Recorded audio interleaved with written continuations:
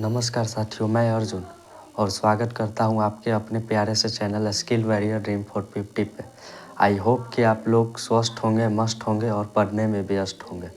जैसा कि आप लोग जान रहे हैं कि हम लोग इस चैनल के माध्यम से सभी सब्जेक्ट को चैप्टर बाय चैप्टर समझते हैं। तो आज हम लोग इतिहास के चैप्टर नंबर 4 भारत में राष्ट्रवाद को समझने वाले हैं।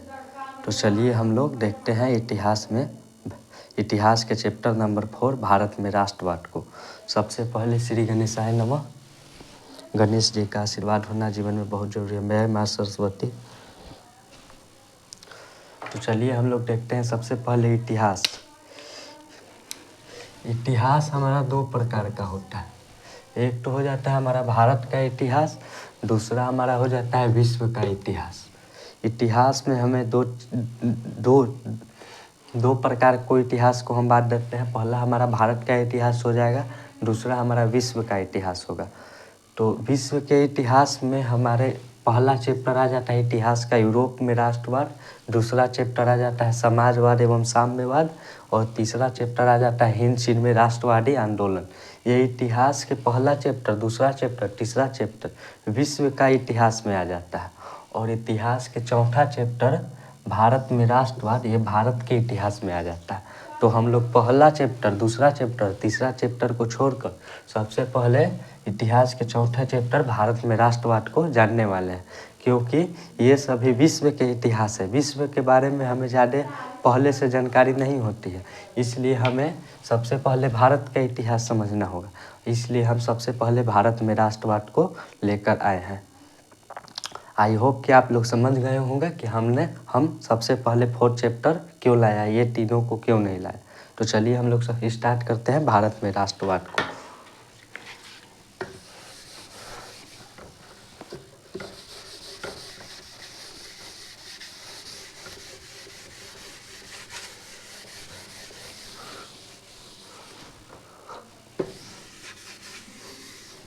हमारा चैप्टर है, चैप्टर का हमारा नाम है भारत में राष्ट्रवाद। चैप्टर का हमारा नाम हो गया भारत में राष्ट्रवाद। भारत तो हम लोग समझ रहे हैं, मैं समझ रहे भारत में राष्ट्रवाद। तो राष्ट्रवाद का अर्थ क्या हुआ? राष्ट्रवाद का शाब्दिक अर्थ हो जाता है, राष्ट्रवाद का शाब्दिक अर्थ हो जाता है, राष्ट्रवाद का शाब्दिक अर्थ हो जाएगा राष्ट्रीय चेतना का उदय।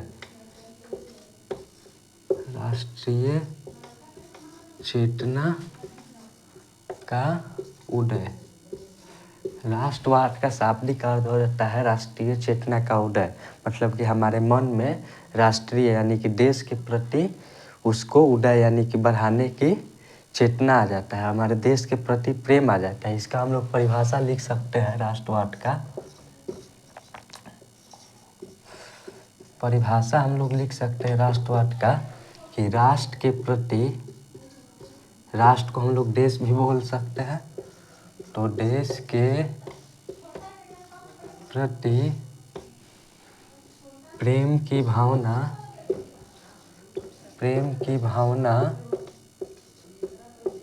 को राष्ट्रवाद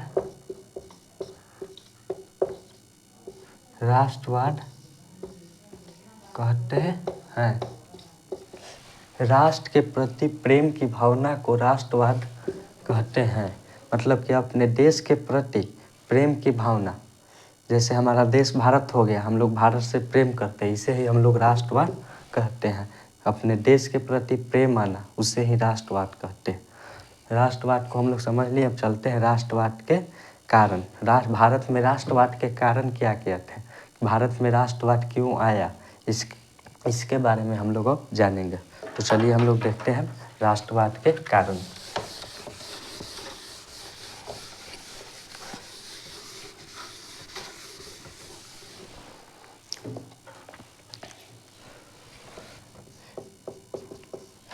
भारत में राष्ट्रवाद के कारण। भारत में राष्ट्रवाद के कारण को हम लोग जानते हैं कि भारत में राष्ट्रवाद के कारण क्या थे। तो सबसे पहला हमारा कारण हो जाता है राजनीतिक कारण। राजनीतिक कारण आ जाता है पहले। दूसरा हमारा आ जाता है आर्थिक कारण। आर्थिक कारण। तीसरा हमारा आ जाता है सामाजिक कारण।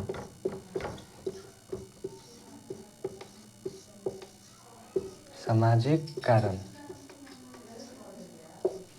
तीसरा हमारा हो जाएगा सामाजिक कारण। चौथा हो जाएगा धार्मिक कारण।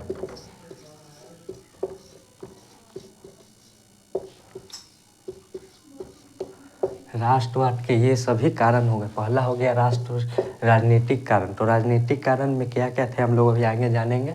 दूसरा हमारा हो जाएगा आर्थिक कारण। राष्ट्रवाद, भारत में राष्ट्रवाद के कुछ आर्थिक कारण भी थे, जैसे में किसान मजदूर ये सब हो जाते हैं आर्थिक कारण में। राजनीतिक कारण में हो जाएंगे कि जैसे में अंग्रेज शासन ने कौन कौन नियम लाए उसे हम उसमें वो आ जाएगा राजनीतिक कारण में।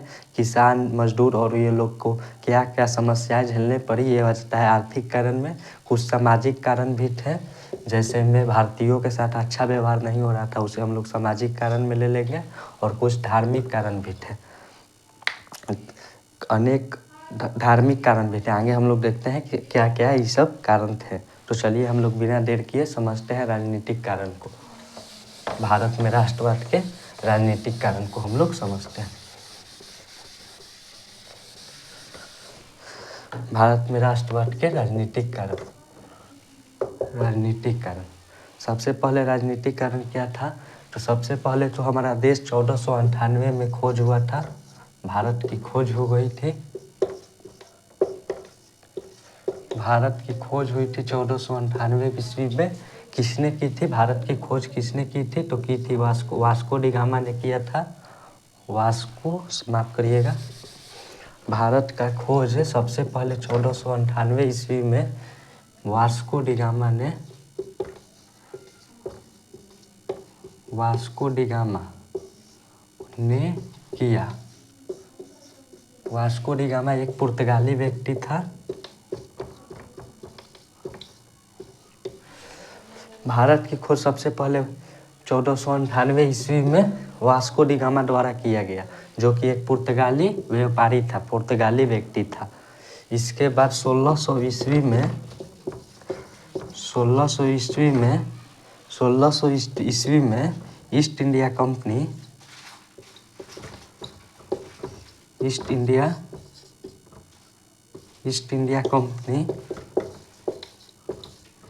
कंपनी भारत आया। 1600 ईस्वी में ब्रिटिश ईस्ट इंडिया कंपनी यानी कि ब्रिटिश सरकार से यानी कि अंग्रेज भारत में आ गए। 1498 में भारत की खोज हो गई। 1600 ईस्वी में ईस्ट इंडिया कंपनी आ गया भारत। इसके आ जाने के कारण भारत उपनिवेश हो गया, चूँकि ये सब 1600 ईस्वी में ईस्ट इंडिया कंपनी व्यापार करने के माध्यम से आया था। व्यापार करते करते यहाँ पर पुर्तगाली भी व्यापार करने आया था, जिसके कारण 1600 ईस्वी में ईस्ट इंडिया कंपनी उसे कंपटीशन करने आया, प्रतियोगी करने के लिए आया, जिसके कारण भारत को अपना यह उपनिवेश बना लिया। ब्रिटिश सरकार इंग्लैंड ने भारत को अपना उपनिवेश बनाकर रखा लगभग 200 वर्षों तक। उपनिवेश हो जाने के कारण 1857 में पहला स्वतंत्रता संग्राम हुआ। पहला स्वतंत्रता संग्राम हुआ 1857 में पहला स्वतंत्रता संग्राम हुआ, जिसे हम लोग सिपाही विद्रोह के नाम से जानते हैं। क्योंकि भारत का कोई अस्तित्व ही नहीं रहा, सभी बिखर गए थे, सभी राज धर्म के नाम पर, ये नाम पर, सांप्रदायिक के नाम पर बिखर गए थे। इसी कारण सबसे पहला स्वतंत्रता संग्राम 1857 ईस्वी में हुआ, जिसे हम लोग सिपाही विद्रोह के नाम से जानते हैं। इसके परिणाम स्वरूप इतना आप लोग समझ लिए, आई होप कि आप लोग समझ गए होंगे इतना। तो इसके बाद हम लोग चलते हैं। इसके बाद 1858 ईस्वी में इसके बाद 1858 ईस्वी में इसके परिणाम स्वरूप जब पहला स्वतंत्रता संग्राम हुआ, इसके परिणाम स्वरूप 1858 में भारत ब्रिटिश सरकार के अधीन, माफ करिएगा, 1858 में भारत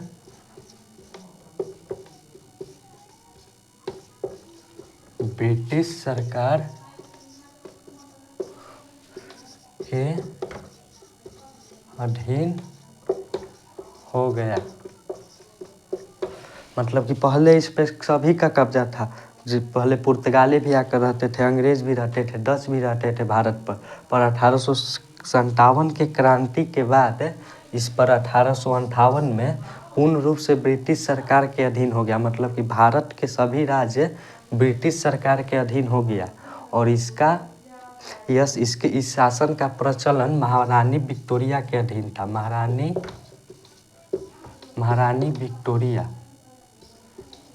विक्टोरिया के नेतृत्व में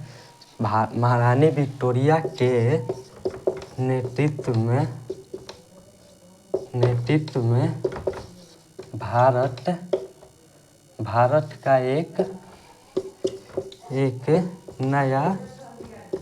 नया रूप प्रदान हुआ।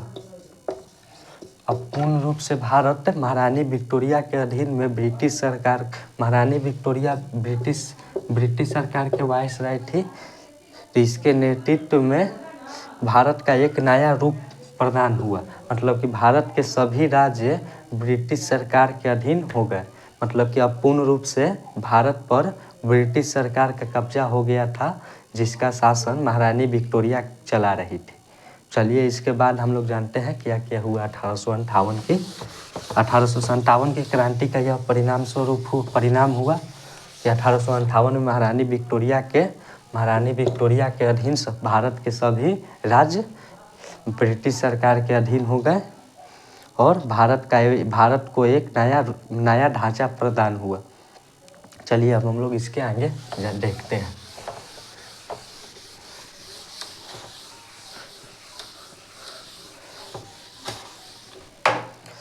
इसके बाद लॉर्ड लिट्टन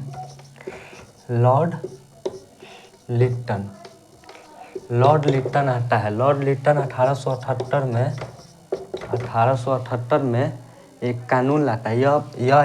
यह ब्रिटिश सरकार का वाइसराय था।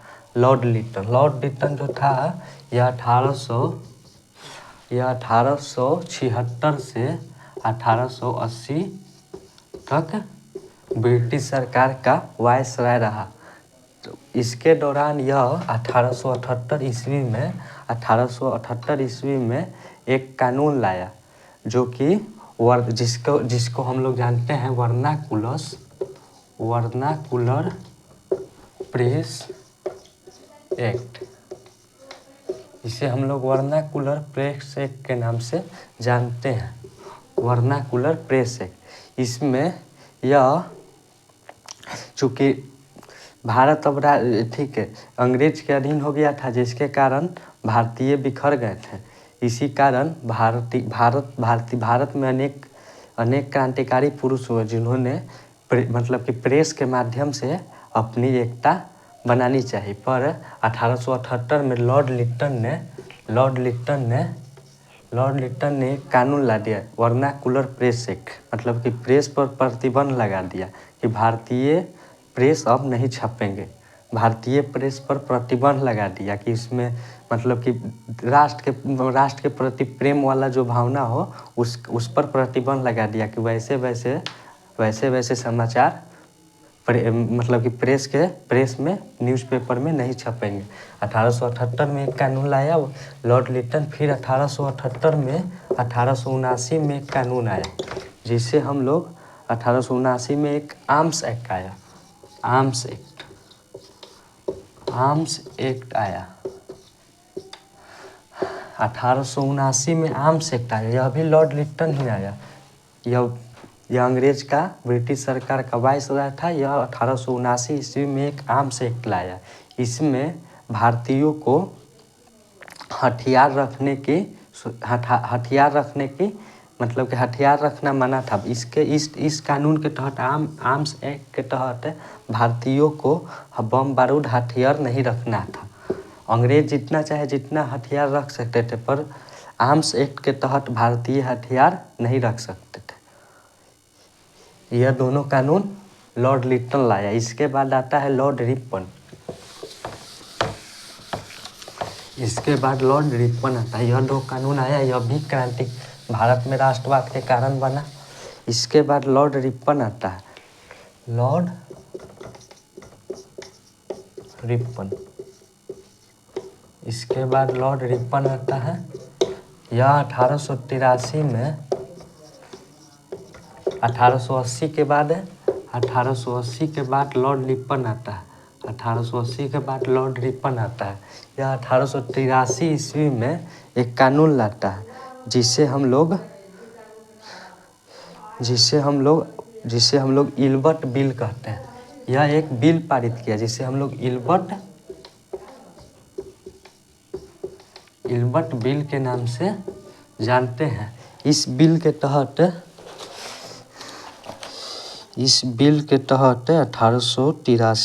1883 में इल्बर्ट बिल पारित कर भारतीय और यूरोपीय व्यक्तियों के फौजदारी मुकदमों की सुनवाई सामान्य न्यायालय में करने की घोषणा किया। यह एक बिल पारित किया, इल्बर्ट बिल, जिसमें भारतीय और यूरोपीय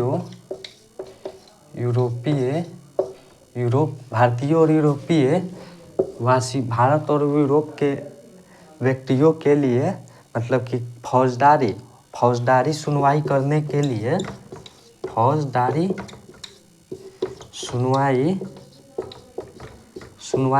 के लिए एक सामान्य न्यायालय बना दिया। सामान्य न्यायालय बना दिया मतलब कि भारतीयों और यूरोपियों के फौजदारी सुनवाई के लिए सामान्य न्यायालय बना दिया।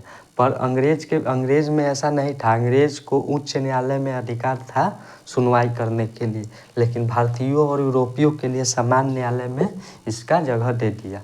यह भी भारत में राष्ट्रवाद का कानून बना।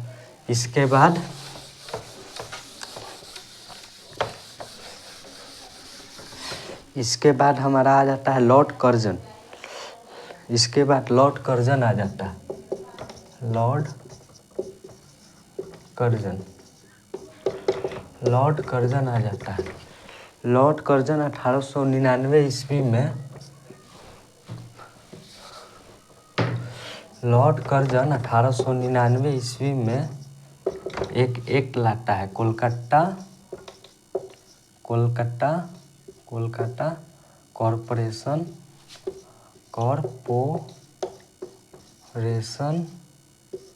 एक्ट।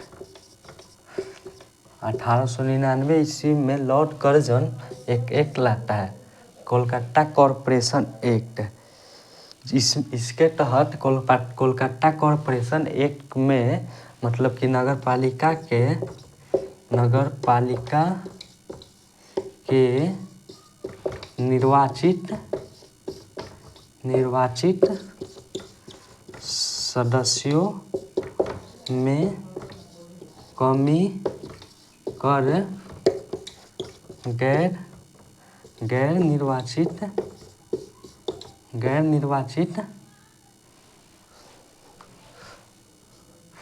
निर्वाचित सदस्यों की संख्या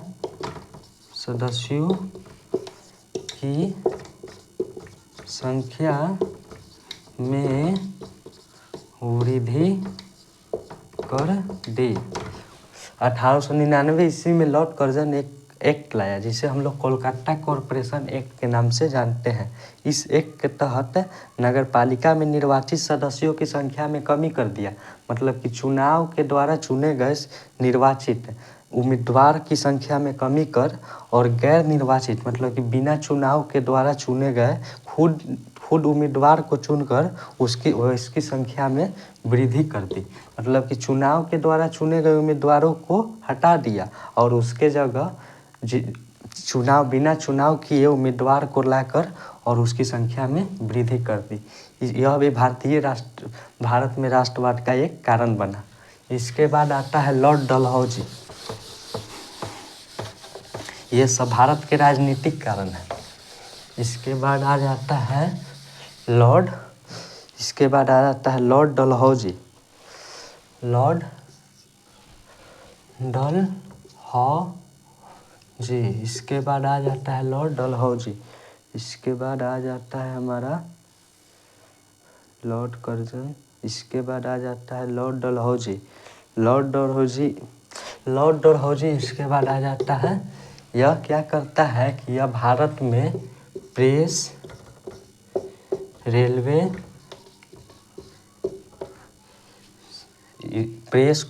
रेलवे को टेलीविज़न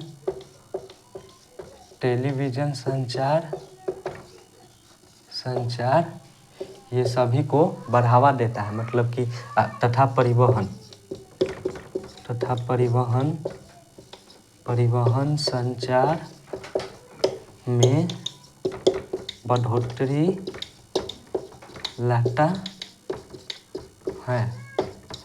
लॉर्ड डलहौजी जो करता है वो प्रेस, रेलवे, टेलीविज़न संचार, परिवहन, प्रेस मतलब कि रेडियो हो गया, अखबार हो गया, मोबाइल हो गया, रेलवे बिछवाया, टेलीविज़न संचार बढ़वाया तथा परिवहन सड़कें बनवाई तथा संचार यानी कि रेडियो, मोबाइल, पेपर, इस सब में इसमें बढ़ोतरी लाया। लॉर्ड डलहौजी मतलब कि जो काम किया वह भारत में राष्ट्रवाद का एक रूपरेखा प्रदान किया। इसके तहत भारतीयों को अधिक मौका मिल गया भारत में राष्ट्रवाद करने के लिए। अब पेपर पर से प्रतिबंध हटा दिया लॉर्ड डलहौजी, जिसके कारण अनेक क्रांतिकारी आसानी से अपने विचारों को पेपर में प्रस्तुत कर भारतीयों को जागरूक कर पा रहे थे।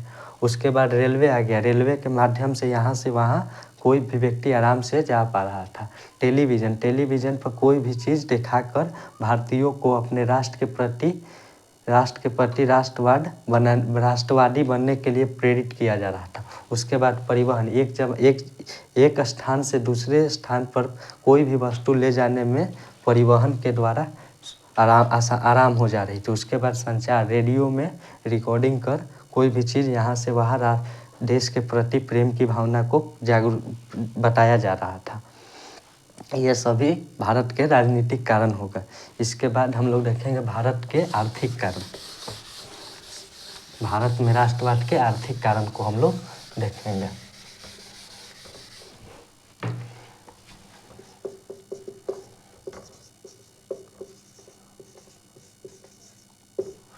भारत में राष्ट्रवाद के आर्थिक कारण। भारत में राष्ट्रवाद के आर्थिक कारण यह था, पहला आर्थिक कारण यह हो जाएगा कि किसानों को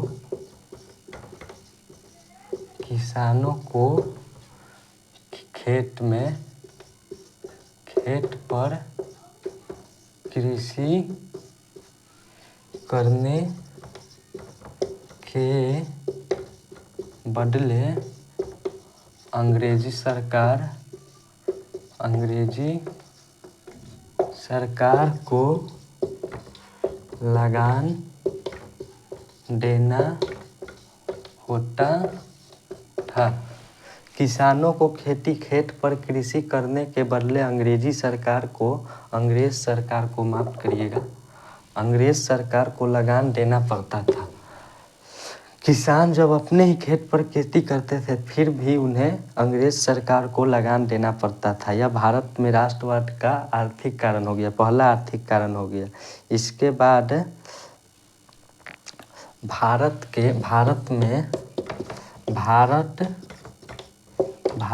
के वस्तुओं को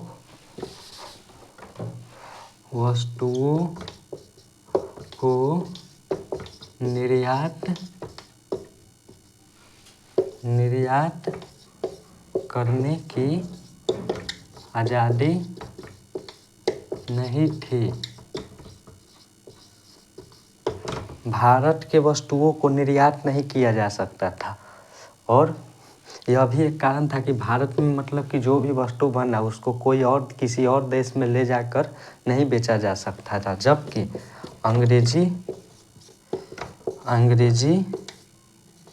अंग्रेजी वस्तुओं को भारत में आने पर कोई रोक नहीं था, जबकि अंग्रेजी वस्तुओं को भारत में आने पर कोई प्रतिबंध नहीं था। मतलब कि अंग्रेजी वस्तु भारत आ सकता है और अंग्रेज यहाँ पर आकर अपना बाजार बना लिए थे, फिर लेकिन भारत के वस्तुओं को कहीं और ले जाकर नहीं बेचा जा सकता था। यह एक भारत में राष्ट्रवाद का आर्थिक कारण बना। पहला हो गया था हमारा कि किसान अपने ही खेत पर कृषि करते थे, फिर भी उन्हें लगान देना पड़ता था। दूसरा हो गया कि किसान भारत के लोग अपनी वस्तुओं को दूसरे जगह ले जाकर नहीं बेच पाते थे। और तीसरा कारण हो गया कि अंग्रेज सरकार अंग्रेजी वस्तु भारत में बिना किसी प्रतिबंध के आ सकता था। यह हो गया भारत में राष्ट्रवाद के आर्थिक कारण। इसके बाद हम लोग देखते हैं भारत में राष्ट्रवाद के सामाजिक कारण।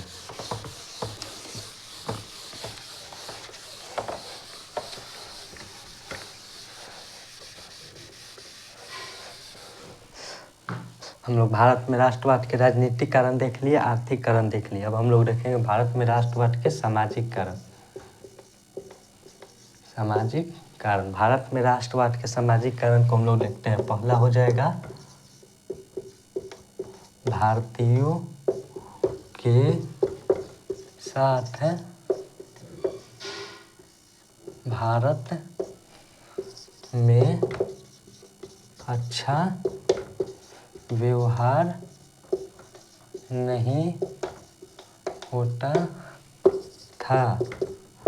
यह हो गया पहला हो गया कि भारतीयों के साथ भारत में अच्छा व्यवहार नहीं हो जाता था। यह हो गया पहला सामाजिक कारण। दूसरा हो गया कि अंग्रेज भारतीयों को हे दृष्टि से देखते थे। दूसरा हो गया सामाजिक कारण कि अंग्रेज भारतीयों को हे मतलब कि नीच की दृष्टि से देखते थे। मतलब कि अंग्रेज भारतीयों को अपने से नीच समझते थे।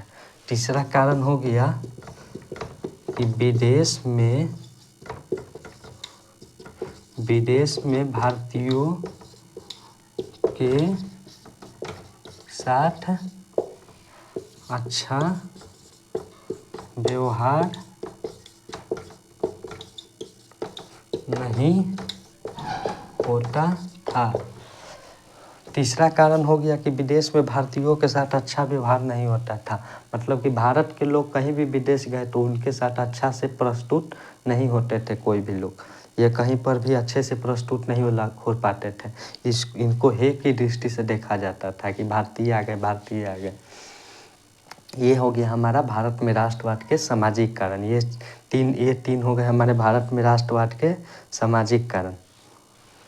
और एक चौथा लिख लीजिए कि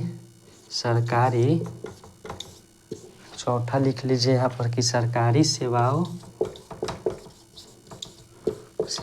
का लाभ भारतीयों को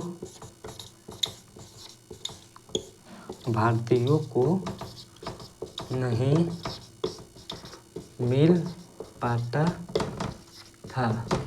चौथा हो गया हमारा कि सरकारी सेवाओं का लाभ भारतीयों को नहीं मिल पाता था। मतलब कि जितने भी सरकारी सेवाएं थे, मतलब कि जितने भी कार्य थे, सरकारी सेवा थे, वो सभी पर अंग्रेज पाँव रखे हुए थे।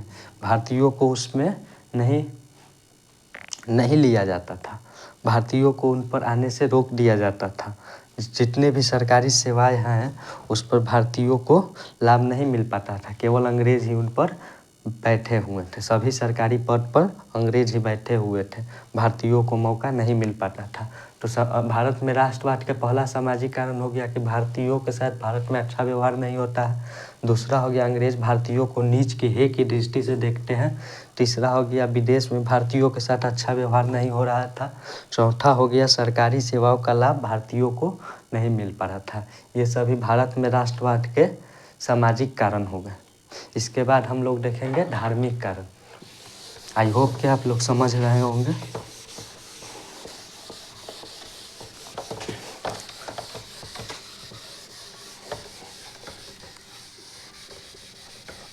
अब हम लोग देखेंगे भारत में राष्ट्रवाद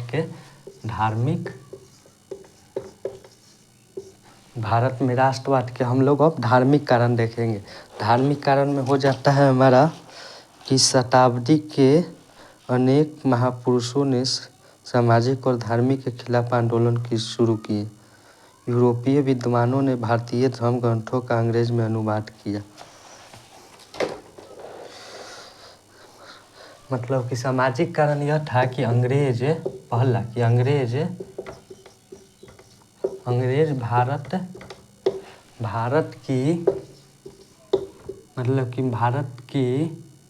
भारत की पुस्तकों को अंग्रेजी में अनुवाद किया। दूसरा हो जाएगा कि अनेक महापुरुष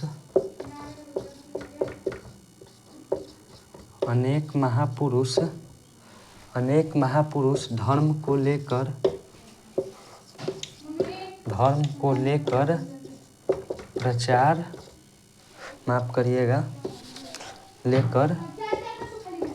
प्रचार प्रसार करने लगे।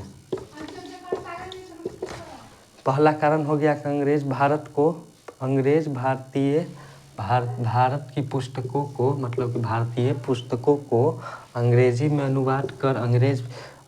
अनुवाद करने लगा। मतलब कि उसका अंग्रेजी टाइप करने लगा, उसको अंग्रेजी में प्रोनाउंसिएंस करने लगा।